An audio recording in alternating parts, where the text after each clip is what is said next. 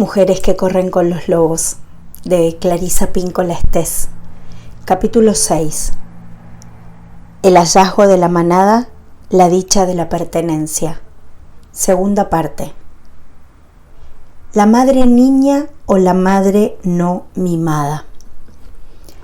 La imagen representada por la mamá pata del cuento es, como se puede ver, muy ingenua y poco sofisticada. La clase más habitual de madre frágil es con mucho la de la madre no mimada. En el cuento, la que tanto insistía en tener hijos es la que más tarde se aparta de su hijo. Hay muchas razones por las cuales un ser humano o una madre psíquica se puede comportar de esta manera. Puede tratarse de una madre que no ha sido mimada, puede ser una madre frágil, muy joven o muy ingenua desde un punto de vista psíquico. Puede estar psíquicamente lastimada hasta el extremo de considerarse indigna de ser amada incluso por un niño. Puede haber estado tan torturada por su familia y su cultura que no se considere digna de tocar la orla del arquetipo de la madre radiante que acompaña a la nueva maternidad. Como se ve, no hay vuelta de hoja. A una madre se la tiene que mimar para que mime a su vez a sus hijos. A pesar de que una mujer tiene un inalienable vínculo espiritual y físico con sus hijos, en el mundo de la mujer salvaje e instintiva, ésta no se convierte por sí sola de golpe y porrazo en una madre temporal plenamente formada. En tiempos antiguos, las cualidades de la naturaleza salvaje se solían transmitir a través de las manos y las palabras de las mujeres que cuidaban a las jóvenes madres. Sobre todo las primerizas llevan dentro no una experta anciana, sino una madre niña. Una madre niña puede tener cualquier edad, 18 o 40 y tantos años, da lo mismo. Todas las madres primerizas son madres niñas al principio. Una madre niña es lo bastante mayor como para tener hijos y sus buenos instintos siguen la dirección apropiada, pero precisa de los cuidados de una mujer de más edad o de unas mujeres que la estimulen, la animen y la apoyen en el cuidado de sus retoños. Durante siglos este papel ha estado reservado a las mujeres más viejas de la tribu o de la aldea. Estas madres diosas humanas que posteriormente fueron relegadas por las instituciones religiosas al papel de madrinas, constituían un sistema nutritivo esencial de hembra a hembra que alimentaba a las jóvenes madres en particular, enseñándoles cómo alimentar a su vez la psique y el alma de sus hijos. Cuando el papel de la madre diosa se intelectualizó un poco más, el término madrina pasó a significar una persona que se encargaba de que el niño no se apartara de los preceptos de la iglesia. Muchas cosas se perdieron en esa transmigración. Las ancianas eran las depositarias de una sabiduría y un comportamiento que podían transmitir a las jóvenes madres. Las mujeres se transmiten esa sabiduría las unas a las otras con las palabras, pero también por otros medios. Una simple palabra, una mirada, un roce de la palma de la mano, un murmullo o una clase especial de afectuoso abrazo son suficientes para transmitir complicados mensajes acerca de lo que se tiene que ser y el cómo se tiene que ser. El yo instintivo siempre bendice y ayuda a las que vienen detrás. Eso es lo que ocurre entre las criaturas sanas y los seres humanos sanos. De esta manera, la madre niña cruza el umbral del círculo de las madres maduras que la acogen con bromas, regalos y relatos. Este círculo de mujer a mujer de antaño, el dominio de la mujer salvaje y el número de afiliadas era ilimitado. Cualquiera podía pertenecer a él. Pero lo único que nos queda hoy en día de todo eso es el pequeño vestigio de la fiesta que suele preceder al nacimiento de un niño y en la que todos los chistes sobre los partos, los regalos a la madre y los relatos de carácter escatológico se concentran en unas 2 horas, de las cuales una mujer no podrá volver a disfrutar a lo largo de toda su vida de madre. En casi todos los países industrializados actuales, la joven madre pasa por el embarazo y el parto e intenta cuidar de su hijo en solitario. Es una tragedia de enormes proporciones, puesto que muchas mujeres son hijas de madres frágiles, madres niñas y madres no mimadas. Es muy posible que posean un estilo interno de cuidados maternales parecidos al de sus madres.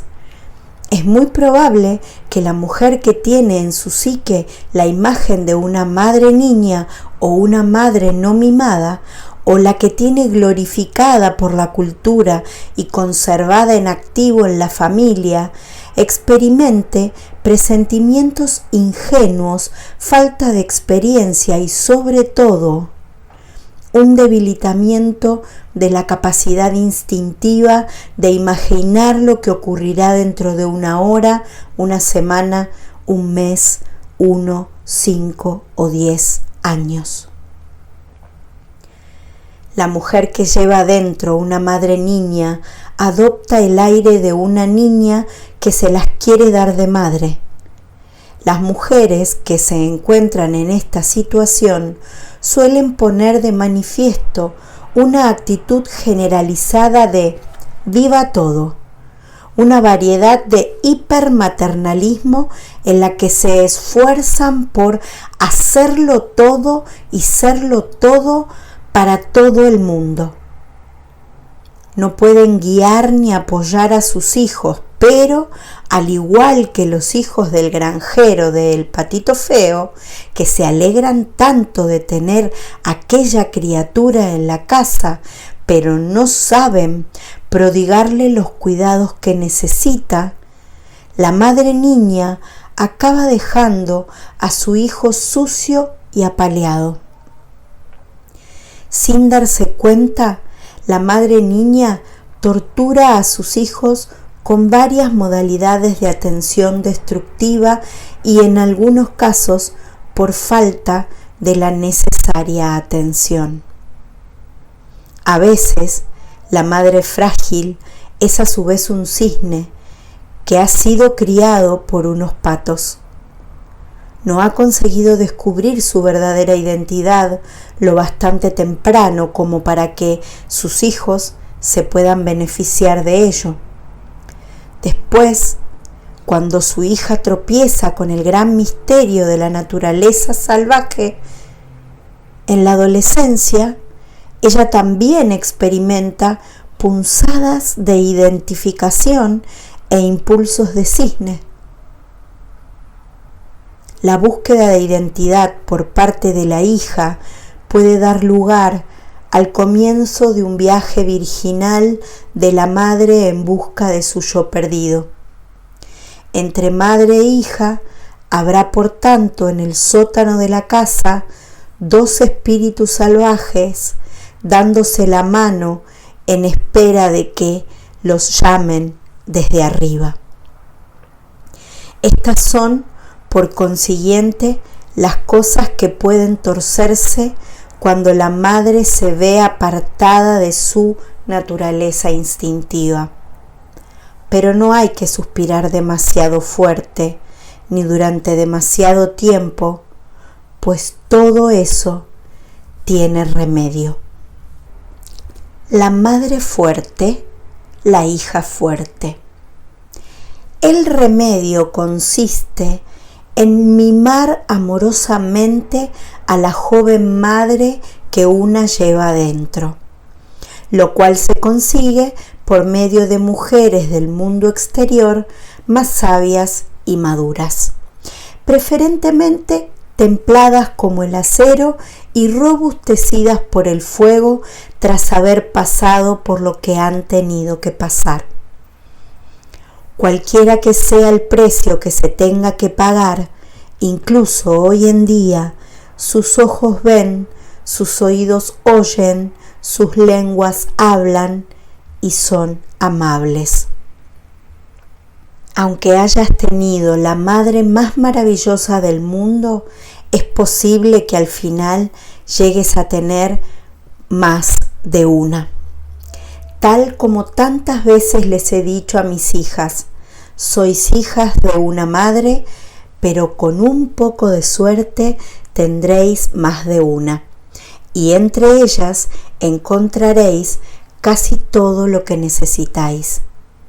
Sus relaciones con todas las madres serán probablemente de carácter progresivo, pues la necesidad de guía y de consejo nunca termina ni conviene que termine desde el punto de vista de la profunda vida creativa de las mujeres.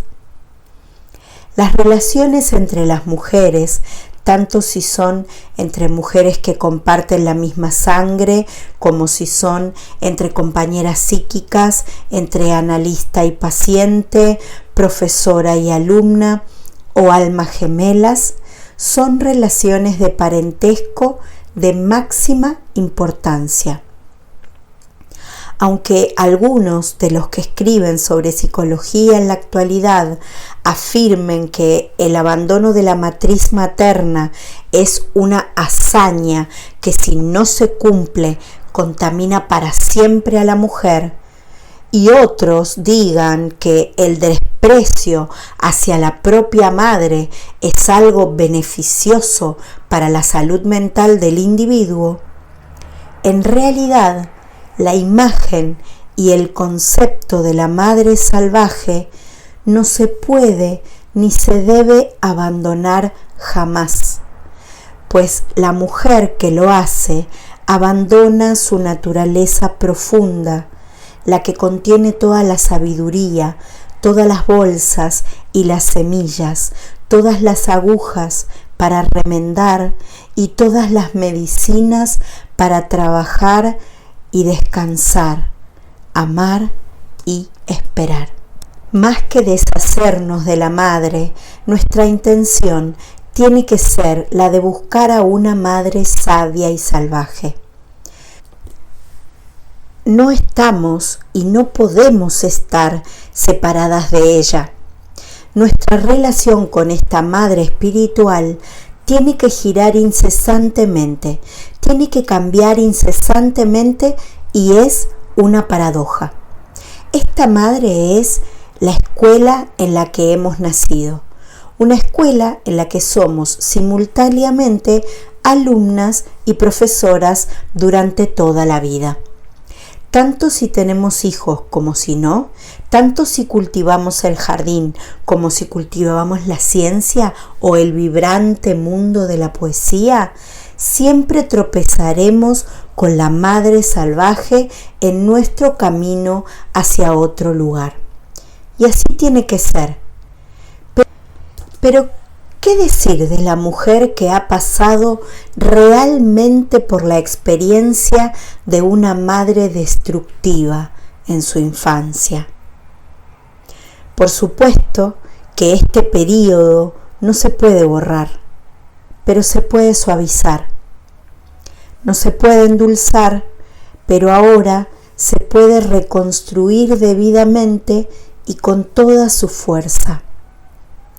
No es la reconstrucción de la madre interior lo que tanto asusta a muchas, sino el temor de que haya muerto algo esencial, algo que jamás podrá volver a la vida, algo que no recibió alimento porque la madre psíquica estaba muerta.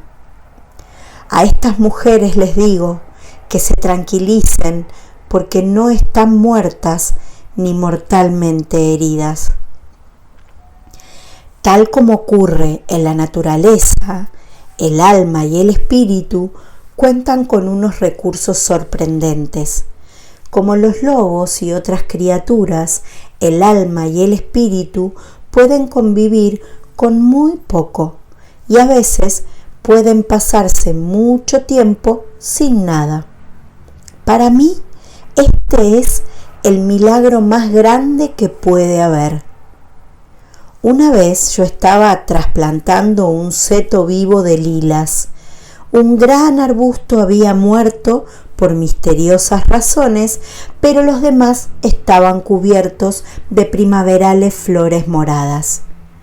Cuando lo saqué de la tierra, el arbusto muerto crujía como las quebradizas cáscaras de los cacahuates.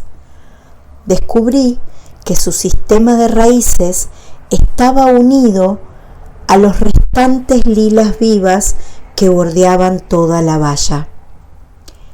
Pero lo más sorprendente fue descubrir que el arbusto muerto era la madre. Sus raíces eran las más viejas y fuertes. Todos sus hijos mayores se encontraban de maravilla a pesar de que ella ya estaba patas para arriba, por así decirlo. Las lilas se reproducen con el llamado sistema de chupón, por lo que cada árbol es un vástago. Un vástago M, progenitor inicial, y con este sistema, si la madre falla, el hijo puede sobrevivir. Esta es la pauta y la promesa psíquica para las mujeres que no han tenido cuidados maternales o han tenido muy pocos. Y también para aquellas cuyas madres las han torturado. Aunque la madre caiga, aunque no tenga nada que ofrecer, la hija se desarrollará, crecerá independientemente y prosperará. Las malas compañías. El patito va de un lado para otro en busca de un lugar donde descansar. Aunque el instinto que nos indica a dónde tenemos que ir no esté plenamente desarrollado, el instinto que nos induce a seguir vagando hasta encontrar lo que necesitamos se mantiene intacto. No obstante, en el síndrome del patito feo hay a veces una especie de patología. Uno sigue llamando a la puerta que no debe, a pesar de constarle que no tendría que hacerlo. Cuesta imaginar que una persona pueda saber qué puertas son las equivocadas cuando nunca ha sabido lo que era una puerta apropiada. Sin embargo, las puertas equivocadas son las causantes de que una persona se vuelva a sentir una vez más proscrita. Esta búsqueda del amor en todos los lugares equivocados es la reacción al exilio.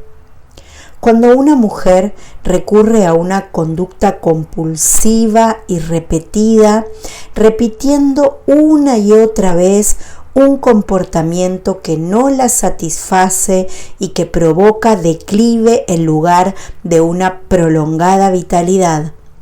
Para aliviar el exilio, es que lo hace.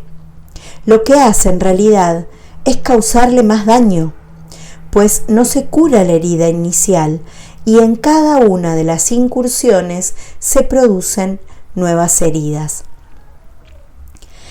Es algo así como aplicarse una ridícula medicina en la nariz cuando una se ha hecho un corte en el brazo. Las distintas mujeres eligen distintas clases de medicinas equivocadas. Algunas eligen las que son visiblemente equivocadas, como las malas compañías o los vicios, o los caprichos perjudiciales o nocivos para el alma, cosas que primero elevan a la mujer y después la derriban al suelo en menos de lo que canta un gallo. Las soluciones a estas opciones equivocadas son varias.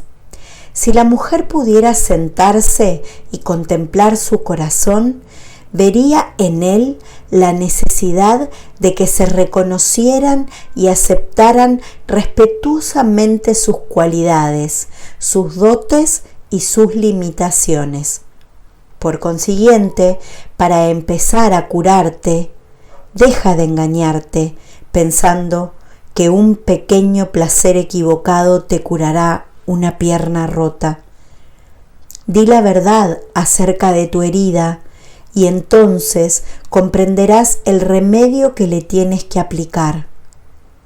No llenes el vacío con lo que te resulte más fácil o lo que tengas más a mano. Espera a encontrar la medicina adecuada. La reconocerás porque tu vida será más fuerte y no más débil. Lo que no parece correcto. Como el patito feo, un forastero aprende a mantenerse apartado de las situaciones en las que, aunque uno actúe correctamente, no lo parezca. El patito, por ejemplo, sabe nadar muy bien, pero no da esa impresión. Una mujer puede ofrecer un aspecto correcto, pero no saber actuar correctamente. Hay muchos dichos acerca de las personas que no pueden disimular lo que son y en su fuero interno no lo desean. Desde el texano oriental, por muchos que los disfraces, no los podrás sacar de paseo. O el español que dice, aunque la mona se vista de seda, mona se queda. En el cuento, el patito empieza a comportarse como si fuera tonto. Es uno de esos que no hacen nada a derechas. Echa polvo sobre la mantequilla y cae en el tonel de harina, pero no sin antes haber caído en la jarra de la leche. Todos hemos tenido momentos así. Todos lo hemos hecho al revés. Intentamos arreglarlo y todavía es peor. Al patito no se le había perdido nada en aquella casa, pero ya vemos lo que ocurre cuando uno está desesperado. Acude donde no debe y hace lo que no debe. Tal como decía uno de mis queridos colegas difuntos, no pueden darte leche en la casa del carnero. Aunque es útil tender puentes incluso con los grupos a los que uno no pertenece, es importante procurar ser amable y también es imprescindible no esforzarse demasiado y no creerse demasiado que si una se comporta como debe y consigue ocultar todas las comezones y crispaciones de la criatura salvaje, conseguirá parecer una dama amable, reservada, modosa y circunspecta.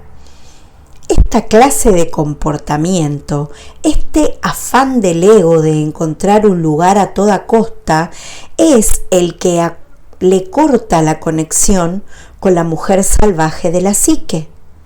En tal caso, en lugar de una mujer vital, nos queda una mujer sin garras, nos queda una nerviosa, comedida y bien intencionada mujer que se muere de ganas de ser buena. Pues no, es mucho mejor, mucho más elegante e indefinidamente más espiritual ser lo que se es y tal como se es, y dejar que los demás sean también lo que son. El sentimiento paralizado, la creatividad paralizada. Las mujeres afrontan el exilio de otras maneras. Como el patito que se quedaba atrapado en el hielo del estanque, ellas también se congelan. Lo peor que pueden hacer una persona es congelarse. La frialdad es el beso de la muerte, de la creatividad, de la relación y de la vida. Algunas mujeres se comportan como si el hecho de mostrarse frías fuera una hazaña, pero no lo es. Es un acto de cólera defensiva. En la psicología arquetípica, mostrarse frío equivale a carecer de sentimientos. Hay cuentos acerca del niño congelado, del niño que no podía sentir, de los cadáveres congelados en el hielo a lo largo de un período en el que nada se podía mover, nada se podía convertir en nada y nada podía nacer. Estar congelado significa, en un ser humano, carecer deliberadamente de sentimientos, especialmente hacia la propia persona, pero también, y a veces más todavía, hacia los demás. Aunque se trate de un mecanismo de autoprotección, es algo muy duro para la psique espiritual, pues el alma no responde a la frialdad, sino al calor. Una actitud helada apaga el fuego creador de una mujer, inhibe la función creadora. Se trata de un problema muy serio, pero el cuento nos da una idea. El hielo se tiene que romper y el alma se tiene que sacar del frío glacial. Por ejemplo, cuando los escritores se sienten muy secos, saben que la mejor manera de mojarse es escribir. En cambio, si se quedan paralizados en el hielo, no podrán escribir. Hay pintores que se mueren de deseo de pintar, pero se dicen: largo de aquí, tu obra es estrambótica, es fea. Y hay muchos artistas que aún no han conseguido afianzarse y que son muy expertos en el desarrollo de sus existencias creativas y que, sin embargo, cada vez que toman la pluma, el pincel, las cintas, el guión, oyen una voz que les dice: no eres más que un incordio, tu obra es marginal o totalmente inaceptable, porque tú mismo eres marginal e inaceptable. ¿Dónde, pues, está la solución? Haz lo que hace el patito. Sigue adelante por mucho que te cueste. Toma la pluma, acércala a la página y deja de gimotear. Escribe. Toma el pincel y, para variar, sé dura con tu propia persona y pinta. Bailarinas, pónganse las túnicas holgadas, átense las cintas en el pelo, en la cintura y en los tobillos, y denle al cuerpo que empiece a partir de ahí. Bailen. Actriz, comediógrafo, poeta, músico, quien quiera que seas, deja de hablar. No digas una sola palabra más, a no ser que sean cantantes. Enciérrense en una habitación con un techo o con un claro del bosque bajo el cielo y dedíquense a vuestro arte. Por regla general, una cosa no puede congelarse si se mueve. Entonces, muévanse, no dejen de moverse. Aunque en el cuento el granjero que se lleva al patito a casa parece un artífice literario para adornar el relato y no un leitmotiv arquetípico acerca del exilio, el episodio contiene una idea que me parece interesante. La persona que quizás nos saque del hielo y que tal vez nos pueda liberar psíquicamente de nuestra falta de sentimientos, no va a ser necesariamente la que nos corresponda. Podría ser, como en el cuento, uno más de esos magníficos pero fugaces acontecimientos que aparecieron cuando menos los esperábamos. Un acto de bondad de un forastero de paso, por ejemplo. Y he aquí otro ejemplo de alimento de la psique que se produce cuando una persona se encuentra al límite de sus fuerzas y ya no puede resistir. En tal caso, algo que nos conforta, algo que nos reconforta, aparece como llovido del cielo para ayudarnos y después se pierde en la noche dejando a su paso una estela de duda. ¿Era un ser humano o un espíritu? Podría ser una repentina ráfaga de suerte que cruza la puerta llevando consigo algo muy necesario. Podría ser algo tan sencillo como una tregua o una disminución de la presión o un pequeño espacio de descanso y reposo.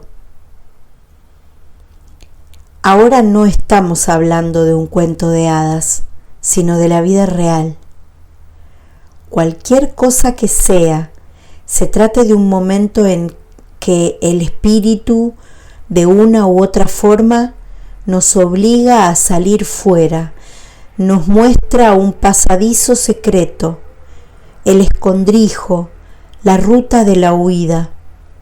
Y esta aparición, cuando nos sentimos abatidas y tormentosamente oscuras u oscuramente serenas, es el que nos empuja a través del pasadizo hacia el siguiente paso, la siguiente fase del aprendizaje de la fuerza del exilio, el don del exilio.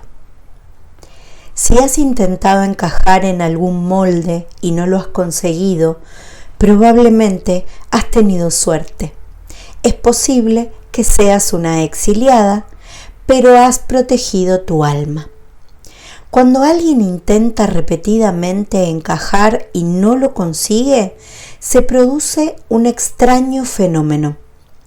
Cuando la proscrita es rechazada, cae directamente en los brazos de su verdadero pariente psíquico, que puede ser una materia de estudio, una forma artística o un grupo de personas.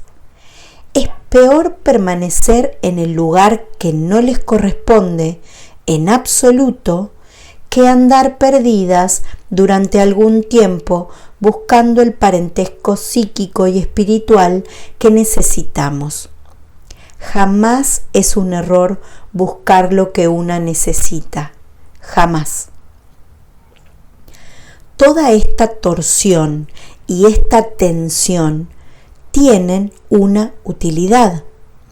El exilio consolida y fortalece en cierto modo al patito. Aunque se trata de una situación que no le desearíamos a nadie por ningún motivo, su efecto es similar al del carbón natural puro que sometido a presión produce diamantes y al final conduce a una profunda magnitud y claridad de la psique. Es algo así como un procedimiento alquímico en el que la sustancia base de plomo se golpea y se aplana.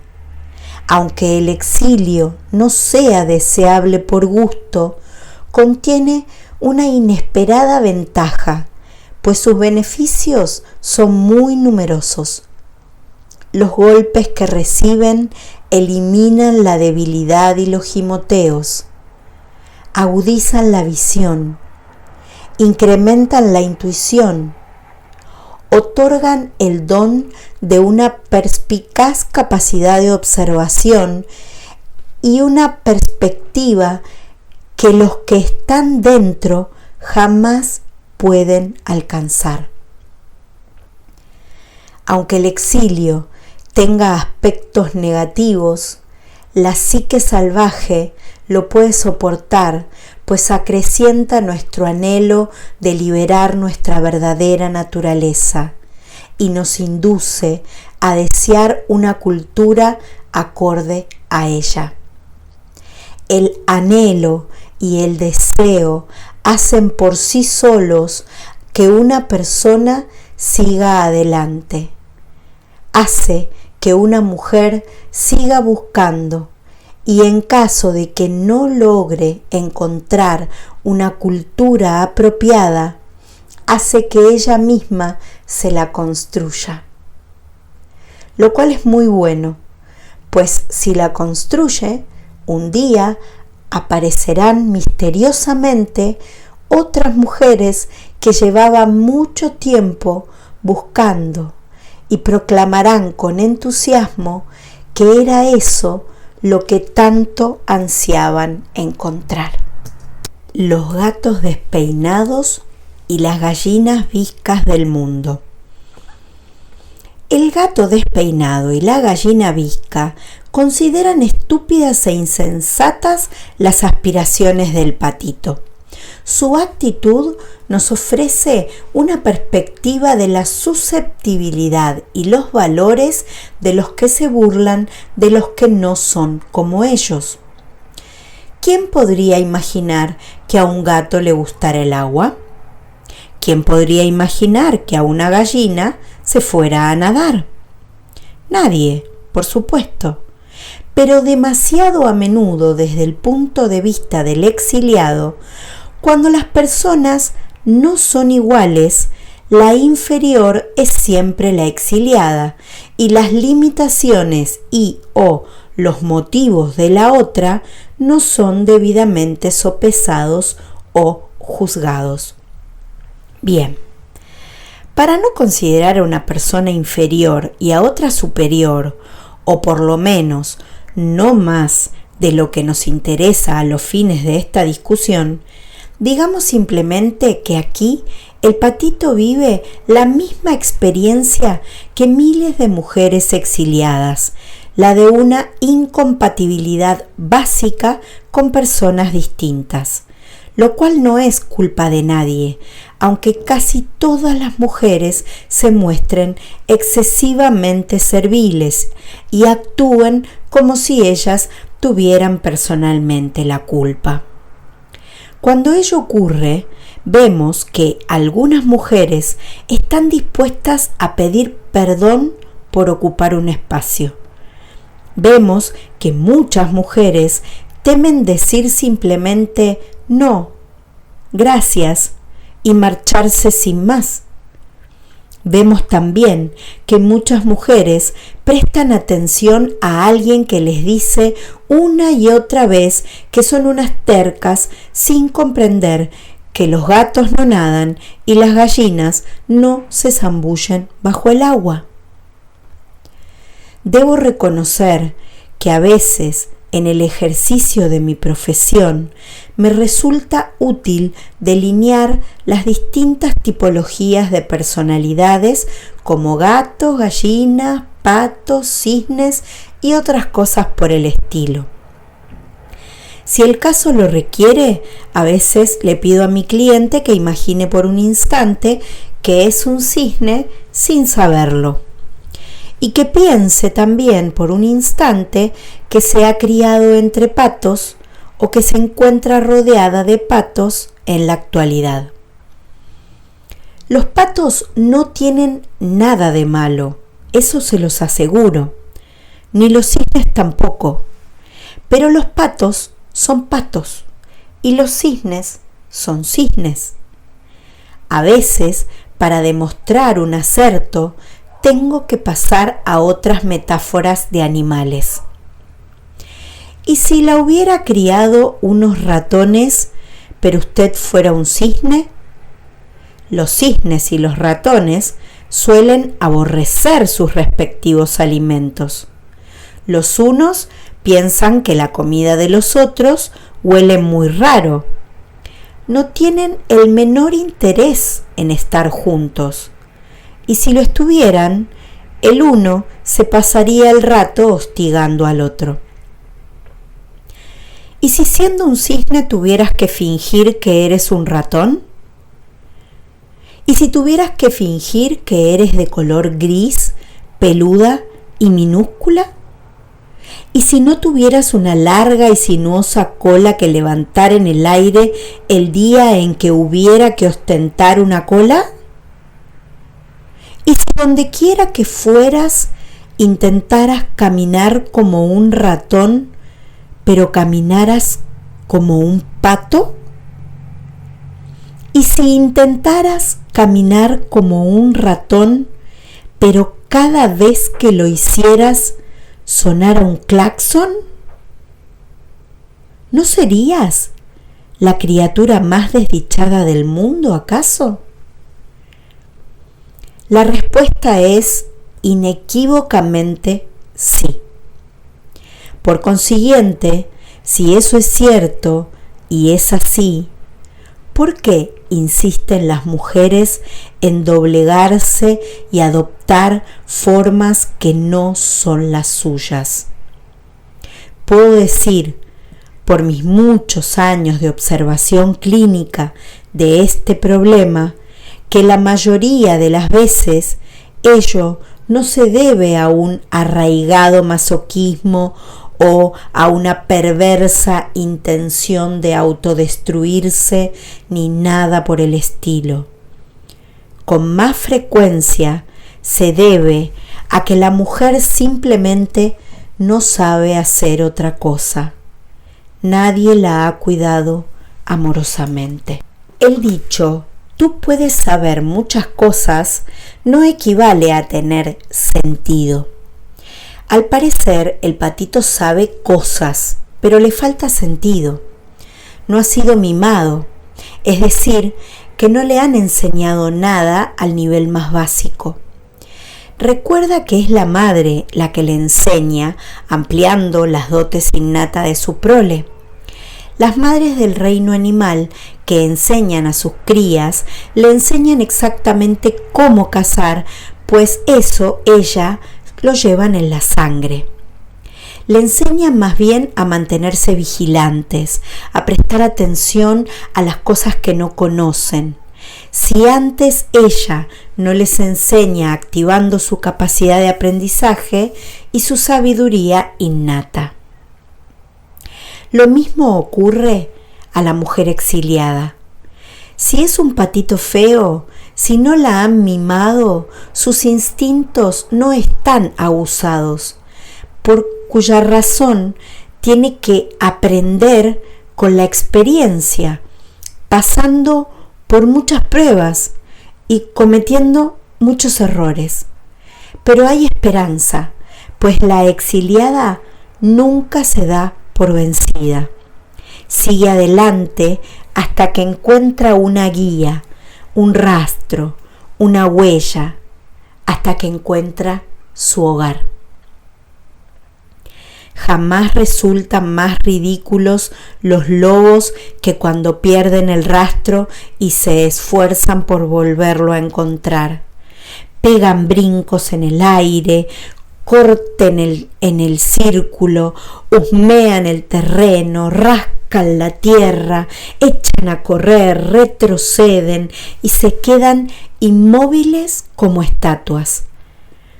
Dan la impresión de haber perdido el juicio, pero lo que en realidad están haciendo es seguir todas las pistas que puedan encontrar. Se las tragan al vuelo. Se llenan los pulmones con los olores que perciben al nivel del suelo y al nivel de sus hombros. Saborean en el aire para ver quién ha pasado últimamente por allí y mueven las orejas como antenas parabólicas captando las distantes transmisiones. Una vez que han reunido todas las pistas en un sitio, ya saben lo que tienen que hacer. Aunque una mujer pueda ofrecer un aspecto aturdido cuando ha perdido el contacto con la vida que más valora, y aunque corra de un lado a otro en su afán de recuperarla, la mayoría de las veces está recogiendo información, saboreando esto o tocando con la pata aquello. Lo más que se puede hacer en tales casos es explicarle brevemente lo que está haciendo y después dejarla en paz. En cuanto procese toda la información de las pistas que ha recogido, volverá a actuar con un propósito definido. Y entonces el deseo de pertenecer al club del gato despeinado y la gallina visca se reducirá a nada. El recuerdo y el afán de seguir adelante contra viento y marea. Todos sentimos el anhelo de reunirnos con los nuestros, con nuestros parientes salvajes. Recordemos que el patito huyó tras haber sido torturado sin piedad y después tuvo un encuentro con una manada de gansos y estuvo a punto de morir a manos de unos cazadores. Luego lo expulsaron del corral y de la casa de un granjero y finalmente llegó temblando de cansancio a la orilla de un lago. No existe ninguna mujer entre nosotras que no conozca esta sensación. Y sin embargo, este anhelo es el que nos impulsa a resistir y a seguir adelante sin ninguna esperanza. Esta es la promesa que nos hace a todas la psique salvaje. Aunque solo hayamos oído hablar, vislumbrado o soñado con un prodigioso mundo salvaje al que antaño pertenecimos, y a pesar de que todavía no lo hayamos tocado o solo lo hayamos hecho momentáneamente y no nos identifiquemos como parte de él, su recuerdo es un faro que nos guía hacia el lugar que nos corresponde y ya para el resto de nuestras vidas.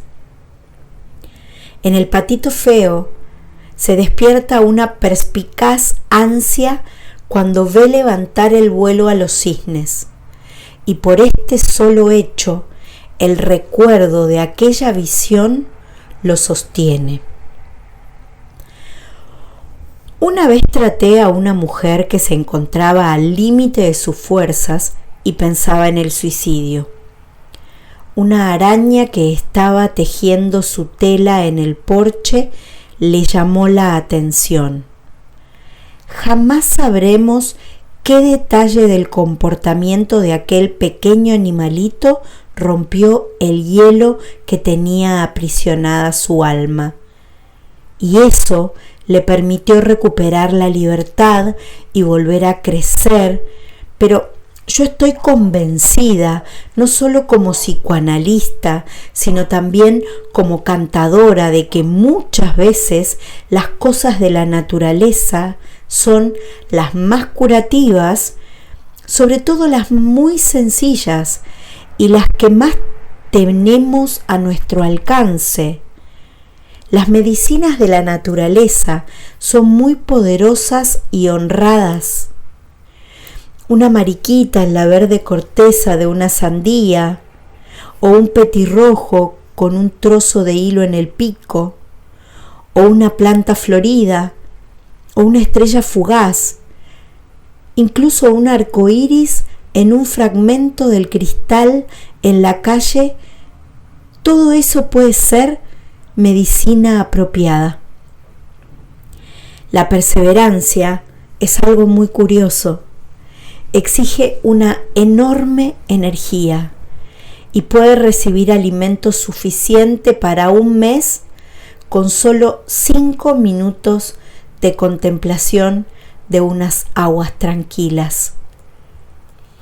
Es interesante señalar que entre los lobos, por muy enferma que esté, por muy acorralada que se encuentre y por muy sola, asustada y debilitada que se sienta, una loba sigue adelante.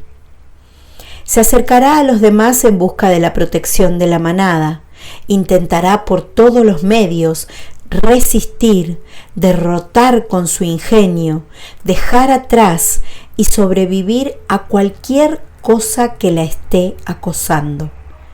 Pondrá todo su empeño en ir respirando poco a poco. En caso necesario, se arrastrará como el patito de un sitio a otro hasta que encuentre un buen lugar, un lugar curativo, un lugar donde recuperarse.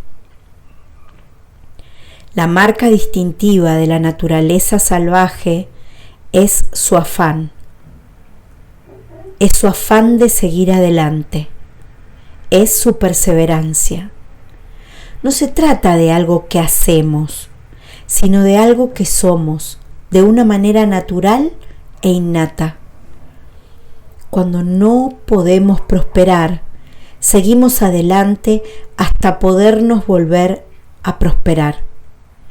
Aunque estemos apartadas de nuestra vida creativa, aunque nos hayan expulsado de una cultura o de una religión, aunque estemos sufriendo un exilio familiar, un destierro por parte de un grupo, un castigo a nuestros movimientos, pensamientos y sentimientos, la vida salvaje interior seguirá y nosotras seguiremos avanzando.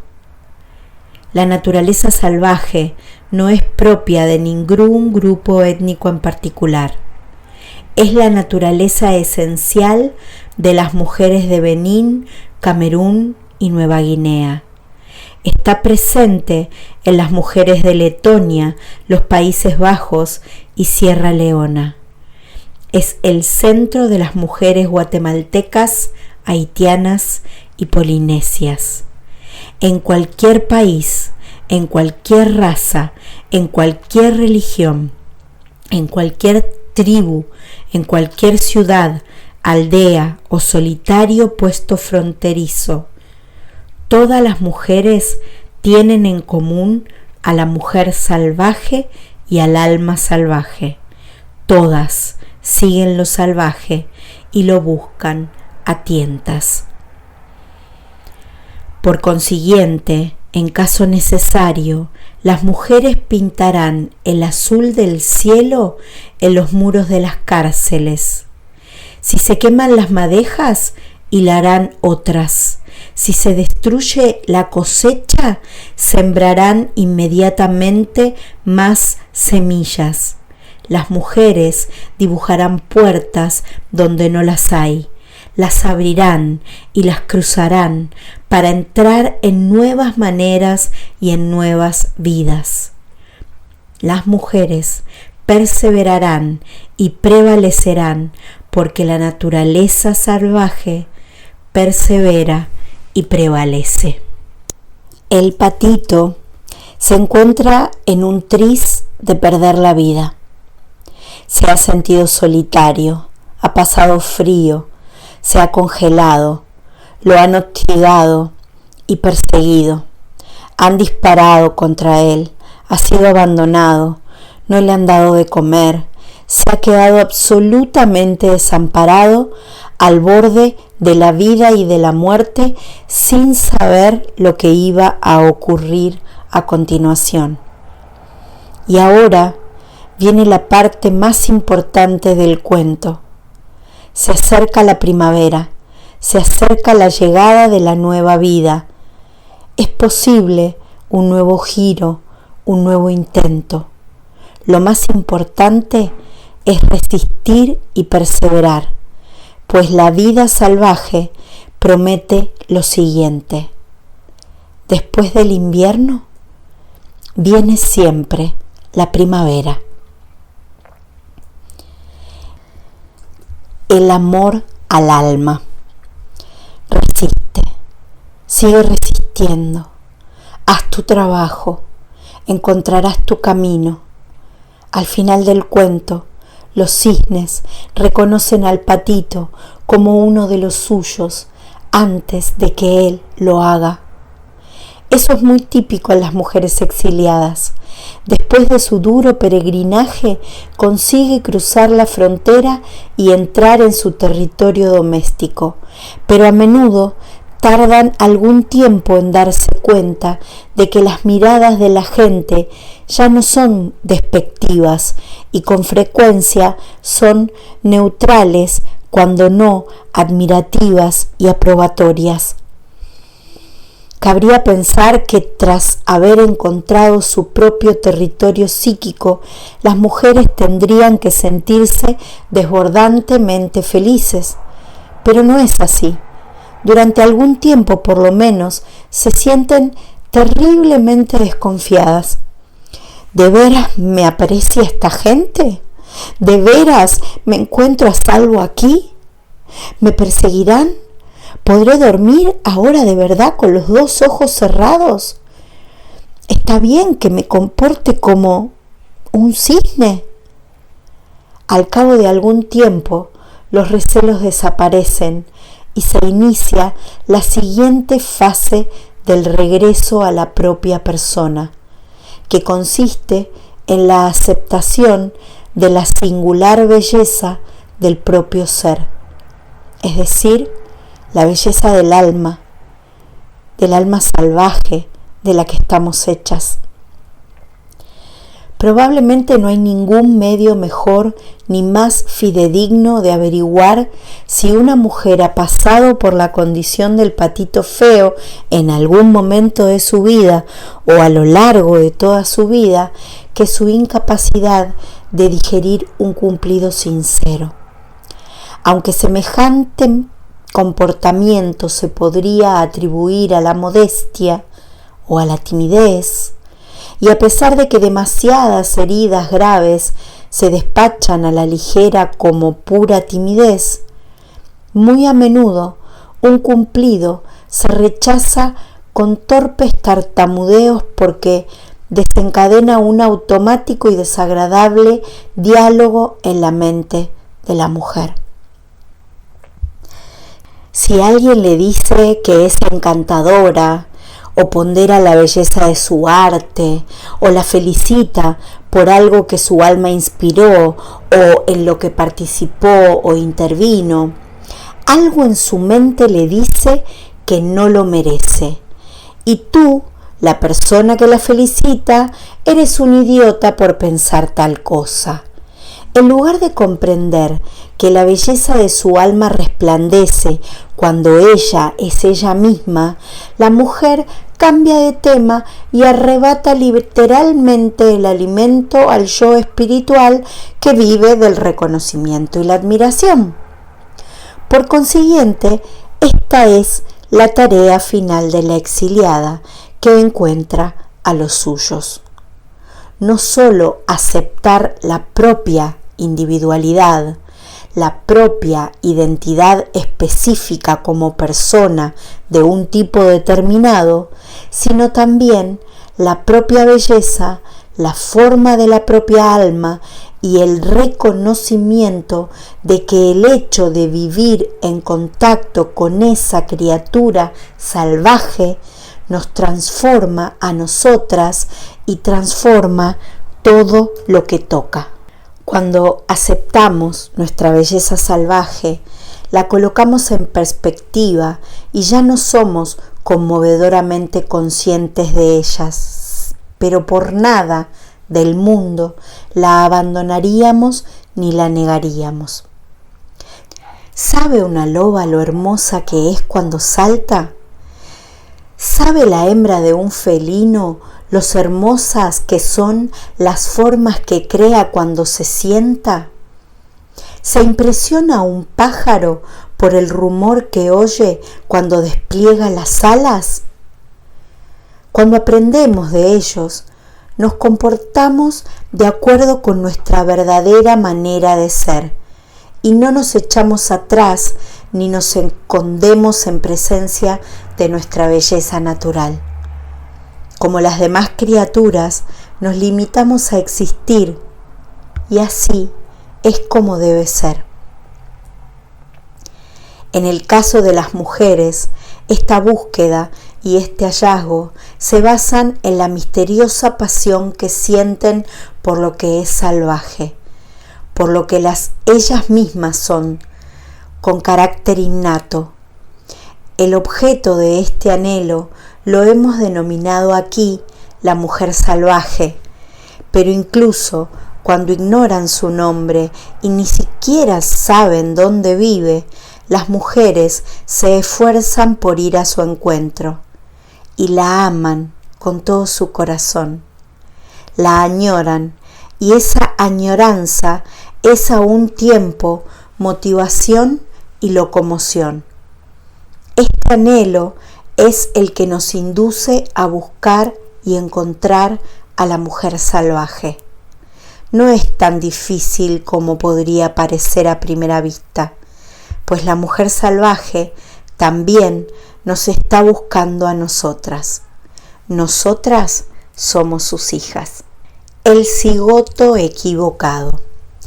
A lo largo de todos los años de ejercicio de mi profesión, he comprendido que a veces esta cuestión de la pertenencia tiene que ser abordada con un talante más ligero, pues la frivolidad puede aliviar en parte el dolor de una mujer. Empecé a contar a mis clientas este cuento que yo me inventé, titulado El cigoto equivocado. Esto es para ayudarlas sobre todo a contemplar la condición de forasteras con una metáfora más poderosa. El cuento dice así: ¿te has preguntado alguna vez cómo te las arreglaste para acabar en una familia tan rara como la tuya? Si has vivido tu existencia como una forastera o como una persona ligeramente extraña o distinta, si eres una solitaria y vives al borde de la corriente principal, tú has sufrido. Y sin embargo, también llega un momento en el que hay que alejarse remando de todas esas cosas y conocer otra posición estratégica: emigrar a la tierra que nos corresponde. Deja ya de sufrir y de intentar averiguar dónde fallaste. El misterio del por qué naciste como hija de quien quiera que sea se ha terminado. Finish. Se acabó. Descansa un momento en la proa y refréscate con el viento que sopla desde tu patria. Durante muchos años, las mujeres que llevan la mítica vida del arquetípico de la mujer salvaje se han preguntado llorando en silencio: ¿por qué soy tan distinta? ¿Por qué nací en una familia tan extraña o insensible? Donde quiera que sus vidas quisieran brotar, alguien que echa sal en la tierra para que no pudiera crecer nada, se sentían torturadas por todas las prohibiciones que iban en contra de sus deseos naturales. Si eran hijas de la naturaleza, las mantenían bajo techo. Si eran científicas, les decían que tenían que ser madres. Si querían ser madres, les decían que no encajaban en absoluto con la idea. Si querían inventar algo, les decían que fueran prácticas. Y si querían crear, les decían que las tareas domésticas de una mujer nunca terminan. A veces intentaban ser buenas y adaptarse a las pautas, sin darse cuenta hasta más tarde de lo que realmente querían y de lo mucho que necesitaban vivir. Después, para poder tener una vida, experimentaban las dolorosas amputaciones de dejar a sus familias, los matrimonios que habían jurado conservar hasta la muerte, o los trabajos que hubieran tenido que ser los trampolines hacia algo más entontecedor pero mejor remunerado. Dejaban los sueños diseminados por todo el camino. A menudo las mujeres eran artistas que procuraban ser razonables, dedicando el 80% de su tiempo a actividades que mataban su vida creativa a diario. Aunque los guiones eran muy variados, todos tenían un elemento en común. A muy temprana edad se las calificaba de distintas, con connotaciones peyorativas, y en realidad ellas eran apasionadas, individualistas e inquisitivas, y todas estaban en su sano juicio instintivo. Por consiguiente, la respuesta a los ¿por qué yo?, ¿por qué esta familia?, o ¿por qué yo soy tan distinta?, es naturalmente la de que no hay respuestas a tales preguntas. No obstante, el ego necesita algo que llevarse a la boca antes de seguir adelante, por cuyo motivo yo propongo 3 respuestas a pesar de todo. La mujer sometida al psicoanálisis puede elegir la que guste, pero tiene que elegir una. Casi todas eligen la última, pero cualquiera de ellas es suficiente. Prepárate, aquí las tienes. Número 1. Hemos nacido tal como somos y en las extrañas familias por medio de las cuales vinimos a este mundo. 1. Porque sí. Eso casi nadie se lo cree. 2. El yo tiene un plan y nuestros diminutos cerebros son demasiado pequeños para comprenderlo. A muchas les parece una idea esperanzadora. O 3, la culpa por culpa del síndrome del cigoto equivocado. Bueno, sí, tal vez. Pero, ¿y eso qué es? Tu familia cree que eres un extraterrestre. Tú tienes plumas y ellos tienen escamas. La idea que tú tienes de la diversión son los bosques, los espacios agrestes, la vida interior, la majestuosa belleza de la creación. La idea que tiene tu familia de la diversión es doblar toallas. Si eso es lo que ocurre en tu familia, eres víctima del síndrome del cigoto equivocado. Si tu familia se mueve muy despacio a través del tiempo y tú te mueves con la rapidez del viento, ellos son locuaces y tú eres reposada, o ellos son taciturnos y a ti te gusta cantar. Tú sabes porque sabes. Ellos quieren pruebas y una tesis de 300 páginas. No cabe duda. Se trata del síndrome del cigoto equivocado. ¿Nunca has oído hablar de él? Verás, el hada de los cigotos volaba una noche sobre tu ciudad mientras todos los pequeños cigotos que llevaba en el cesto brincaban y saltaban de emoción. Tú estabas destinada en realidad a unos padres que te hubieran comprendido, pero el hada de los cigotos tropezó con una borrasca y ¡zas! Tú te caíste del cesto y fuiste a parar a una casa equivocada. Caíste de cabeza en una familia que no te estaba destinada. Tu verdadera familia se encontraba 5 kilómetros más allá.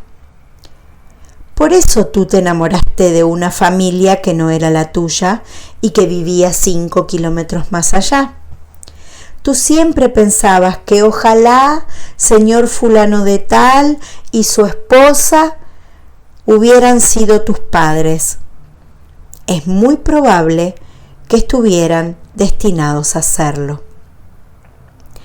Por eso tú bailas el claqué por los pasillos, a pesar de pertenecer a una familia de adictos a la televisión. Por eso tus padres se alarman cada vez que tú regresas a casa o los visitas. ¿Qué es lo que vas a hacer ahora?, se preguntan preocupados. La última vez nos avergonzó y solo Dios sabe lo que va a hacer ahora. Se tapan los ojos cuando te ven acercarse y no precisamente porque la luz que tú despides los deslumbre. Tú solo quieres amor, ellos solo quieren paz. A los miembros de tu familia, por motivos personales, por sus preferencias, por su inocencia, por las heridas sufridas, por constitución, por enfermedad mental o deliberada ignorancia, no se les da muy bien la espontaneidad con el subconsciente. Y como es natural, cuando tú las visitas, evocas el arquetipo del bromista, el del que habla arameo. Por consiguiente, antes de partir el pan juntos, la bromista experimenta el irreprimible deseo de arrojar un cabello al estofado de la familia. Aunque tú no pretendas molestar a los miembros de tu familia, ellos se molestan de todos modos. Cuando tú apareces, todo y todos se vuelven locos. Un signo inequívoco de la presencia de cigotos salvajes en la familia es el hecho de que los padres se sientan constantemente ofendidos y los hijos tengan la sensación de no hacer nunca nada a derechas. La familia que no es salvaje solo quiere una cosa, pero el cigoto equivocado nunca consigue averiguar lo que es, y aunque lo averiguara, se lo pondrían los pelos tan de punta como signos de exclamación. Prepárate, porque te voy a contar el gran secreto. Eso es lo que ellos quieren realmente de ti. Eso tan misterioso y trascendental. Los que no son salvajes quieren que seas consecuente. Quieren que hoy seas exactamente igual que ayer. Quieren que no cambies con el paso de los días, sino que permanezcas siempre como al principio. Pregúntale a la familia si desea una conducta consecuente y te contestarán afirmativamente. ¿En todo? No, dirán, solo en las cosas importantes. Independientemente de lo que sean las cosas importantes en su sistema de valores, con frecuencia son anatema para la naturaleza salvaje de las mujeres. Por desgracia, las cosas importantes para ellos no coinciden con las cosas importantes para la hija salvaje. La conducta consecuente es algo imposible para la mujer salvaje, pues su fuerza estriba en su adaptación a los cambios, en sus danzas, sus aullidos, sus gruñidos, su profunda vida instintiva y su fuego creador. No es consecuente por medio de la uniformidad, sino más bien por medio de la vida creativa, de sus sagaces percepciones, de la rapidez de su visión, de su flexibilidad y su habilidad.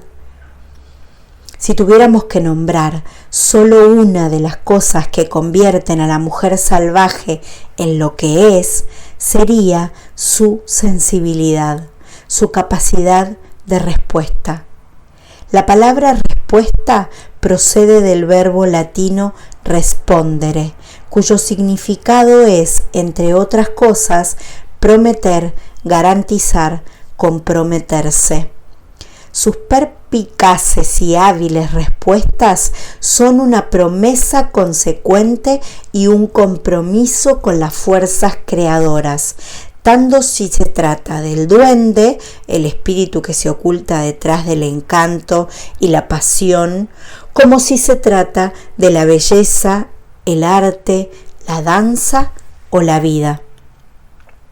La promesa que nos hace, si nosotras no malogramos, es la de ayudarnos a vivir plenamente vivas de una manera consecuente y responsable. De este modo, el cigoto equivocado ofrece su lealtad no a su familia, sino a su yo interior. Por eso la mujer se siente desgarrada. Se podrá decir que su madre loba la agarra por el rabo y su familia biológica la agarra por los brazos. No tardará mucho en llorar de dolor, en enseñar los dientes y morderse a sí misma y morder a los demás antes de que se produzca un silencio mortal. Si la miras a los ojos, verás unos ojos de cielo, los ojos de una persona que ya no está aquí. Y aunque la socialización es muy importante para los niños, el hecho de matar a la criatura interior equivale a matar al niño. Los africanos occidentales reconocen que el hecho de ser duros con un niño da lugar a que el alma se aleje del cuerpo. A veces solo unos pasos y otras a varios días de camino. Aunque las necesidades del alma infantil tienen que guardar equilibrio con la necesidad de seguridad y de cuidados físicos y con unos conceptos minuciosamente estudiados acerca del comportamiento civilizado, yo siempre me preocupo por los niños que se comportan demasiado bien, pues sus ojos reflejan a menudo a un alma acobardada. Algo no marcha bien.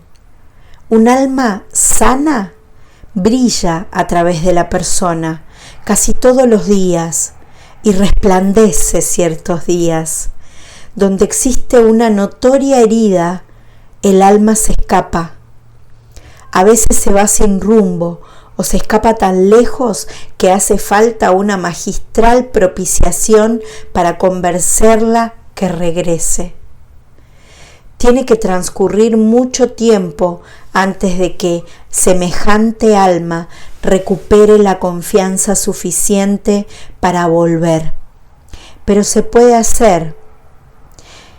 Para ello son necesarios varios ingredientes: pura honradez, resistencia, ternura, dulzura, desahogo de la cólera y gracia. La combinación de todas estas cosas crea una canción que induce al alma a regresar a casa. ¿Cuáles son las necesidades del alma? Pertenecen a dos reinos, el de la naturaleza y el de la creatividad. En estos reinos vive Nahashdet Ashdaha, la mujer araña, el gran espíritu creador de los indios Diné. Ella protege a su pueblo. Su acción, entre otras, es la enseñanza del amor a la belleza. Las necesidades del alma se encuentran en la choza de estas tres viejas o jóvenes, según el día, hermanas que se llaman Cloto, Láquesis y Átropo, las cuales tejen el hilo color rojo, que significa la pasión de la vida de una mujer. Tejen las edades de la vida de una mujer y las atan entre sí cuando una de ellas termina y comienza la siguiente. se encuentran en los bosques de los espíritus de las cazadoras Diana y Artemisa, quienes son mujeres lobas que representan la capacidad de cazar, seguir la pista y recuperar distintos aspectos de la psique. Las necesidades del alma están gobernadas por Coatlicue, la diosa azteca de la autosuficiencia femenina, que da a luz de cuclillas y firmemente asentada sobre los pies. Ella enseña lo que es la vida de la mujer solitaria. Es la hacedora de niños, es decir, de un nuevo potencial de vida. Pero es también la madre de la muerte, que lleva en su falda unas calaveras que suenan como cascabeles de una serpiente. Pues sí, son cráneos de serpiente, y puesto que los cascabeles de los cráneos suenan tan bien como la lluvia, por afinidad de resonancia atraen la lluvia sobre la tierra. Ella es la protectora de todas las mujeres solitarias y de aquellas cuya magia y cuyos pensamientos e ideas son tan poderosos que tienen que vivir al margen de quién sabe dónde para no deslumbrar demasiado a los habitantes de la aldea. Coatlicue es la protectora especial de la forastera. ¿Cuál es el alimento esencial del alma? Bueno, eso difiere de criatura a criatura, pero he aquí algunas combinaciones que pueden considerarse algo así como una macrobiótica psíquica. Para algunas mujeres, el aire, la noche, la luz del sol y los árboles son unas necesidades imprescindibles. Otras solo pueden saciarse con las palabras, el papel y los libros. Para otras, el color, la forma, la sombra y la arcilla son necesidades absolutas. Algunas mujeres tienen que saltar, inclinarse y correr, pues sus almas ansían bailar. Otras solo ansían la paz que produce el hecho de apoyarse en el tronco de un árbol. Hay todavía que tener en cuenta otra cuestión. Los cigotos equivocados aprenden a ser unos supervivientes. Es duro pasarse años entre aquellos que no pueden ayudarnos a florecer. El hecho de que alguien pueda decir que es un superviviente ya es una hazaña. Para muchas personas, el poder reside en su mismo nombre, superviviente. Sin embargo, en el proceso de individuación llega un momento en el que la amenaza o el trauma ya pertenecen significativamente al pasado. Es el momento de pasar de la fase de la supervivencia a la de la curación y el crecimiento. Si nos quedamos en la fase de la supervivencia sin pasar a la del crecimiento, nos limitamos y reducimos a la mitad de nuestra energía y de nuestro poder en el mundo. El orgullo que experimentan algunas personas por el hecho de ser supervivientes puede constituir un obstáculo para un ulterior desarrollo creativo. A veces las personas temen superar su situación de supervivientes, pues solo se trata de eso, una situación, una marca distintiva, una hazaña de las de más te vale creerlo porque es la pura verdad. En lugar de convertir la supervivencia en el eje de la propia vida, conviene usarla como una de nuestras insignias, pero no la única. Los seres humanos merecen recrearse en los bellos recuerdos, en las medallas y las condecoraciones recibidas por el hecho de haber vivido y triunfado en toda regla. Pero una vez ha pasado la amenaza, podemos caer en la trampa de utilizar los nombres que nos hemos ganado en los momentos más terribles de nuestra vida, lo cual crea una disposición mental susceptible de limitarnos. No es bueno basar la identidad del alma exclusivamente en las hazañas, las pérdidas y las victorias de los malos momentos. A pesar de que la supervivencia puede dejar a la mujer tan endurecida como las encinas de buey, el hecho de aliarnos en determinado momento exclusivamente con ella puede inhibir los nuevos desarrollos. Cuando una mujer insiste una y otra vez en decir soy una superviviente, una vez superada la fase en que ello le podía reportar una utilidad, la tarea que tenemos por delante está muy clara. Hay que arrancar a la persona del arquetipo de la supervivencia. De lo contrario, no podría crecer nada más. Me gusta comparar esta situación con la de una plantita que consigue sin agua, sin sol, sin abono, sacar una valerosa y tenaz hojita a pesar de todo.